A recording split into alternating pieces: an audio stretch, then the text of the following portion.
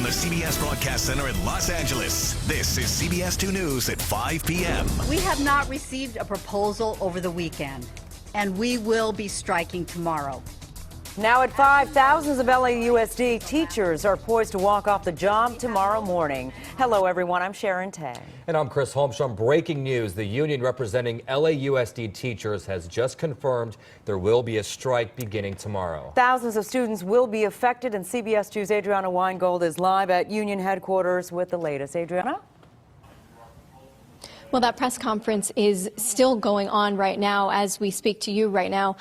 Very passionate teachers, administrators, and parents here today explaining this pre-strike press conference, why they are going on strike, and what parents and students can expect for tomorrow. The UTLA gearing up for its first strike in 30 years. They say they received no offer over the weekend from LAUSD, so they say that this strike is on for sure tomorrow.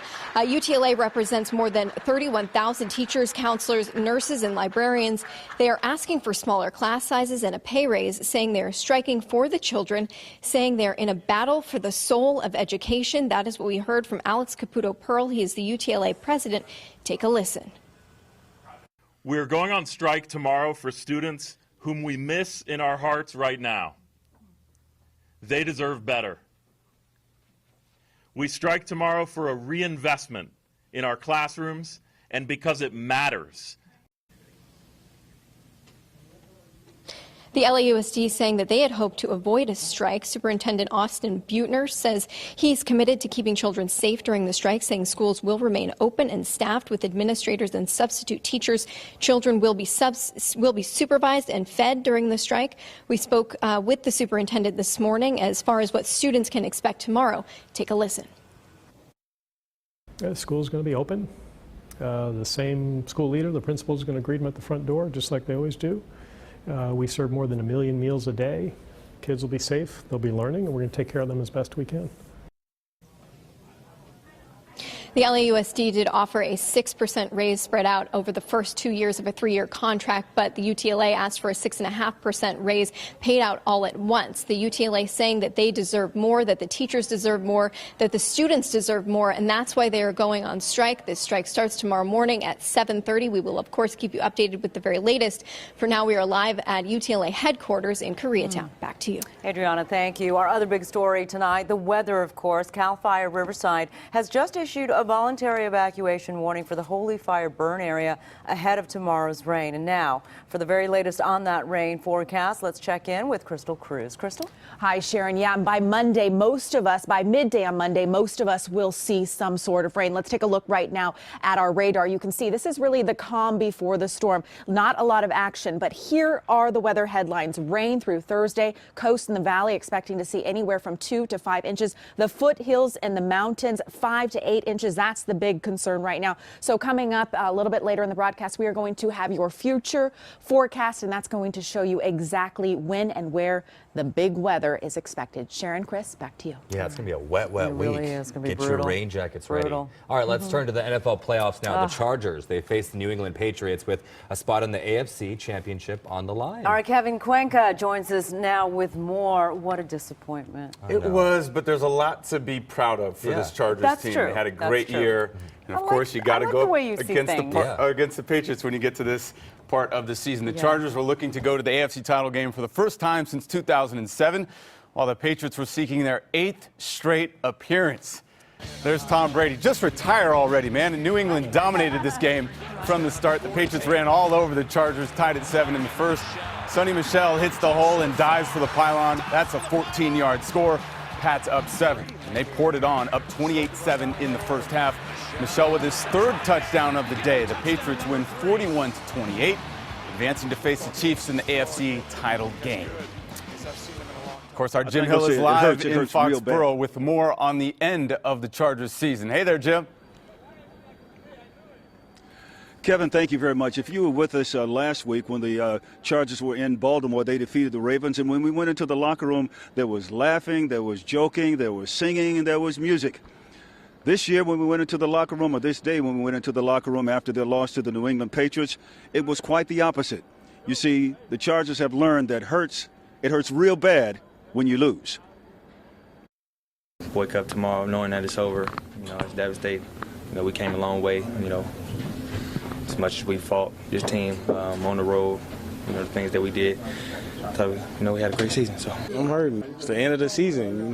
You felt like you had the opportunity to go all the way. That for that to be possible, you had to come in Foxborough and beat one of the greatest of all time. And he showed up to play today. His team showed up to play today, and unfortunately, they made more plays than we did.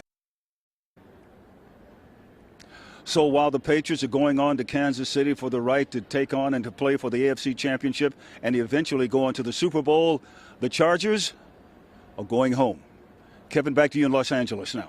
All right, Jim Hill with that live report from Foxborough. Thank you so much, Jim. And, of course, we'll have a lot more on the Chargers coming up in sports as, of course, the season comes to an end, but a lot to build on moving forward. And they had a heck of a turnaround just to get to this point. They really did. Yep. All right, maybe next season. All right, Kevin, thank you.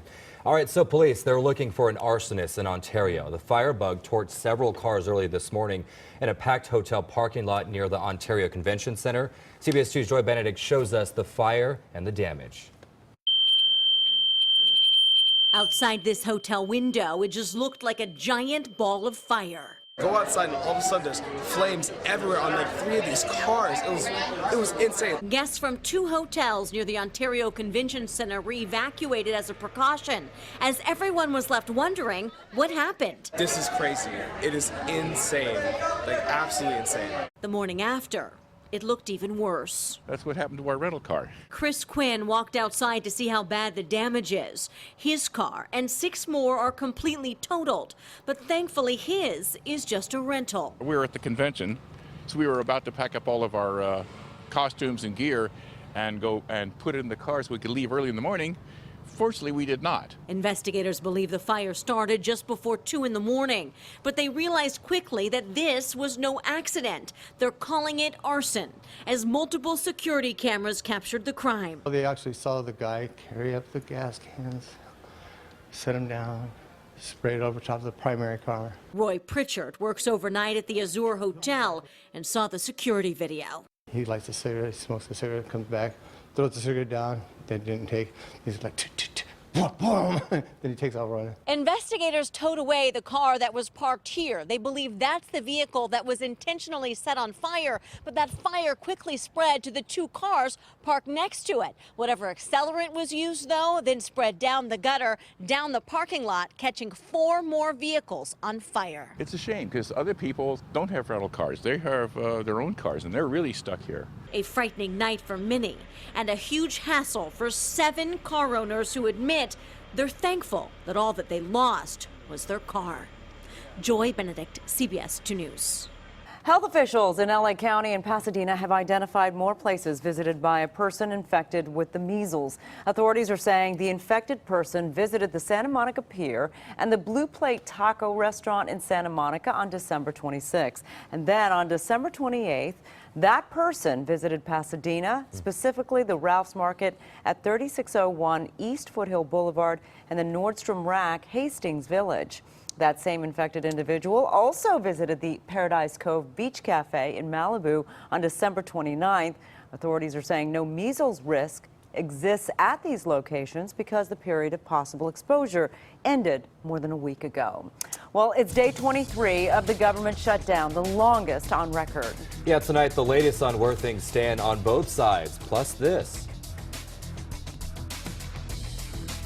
It's Empire Today's biggest sale, the 50-50-50 sale. 50% off carpet and flooring, 50% off padding and materials, and 50% off installation. That's right, half off your entire project. You can save thousands. Empire's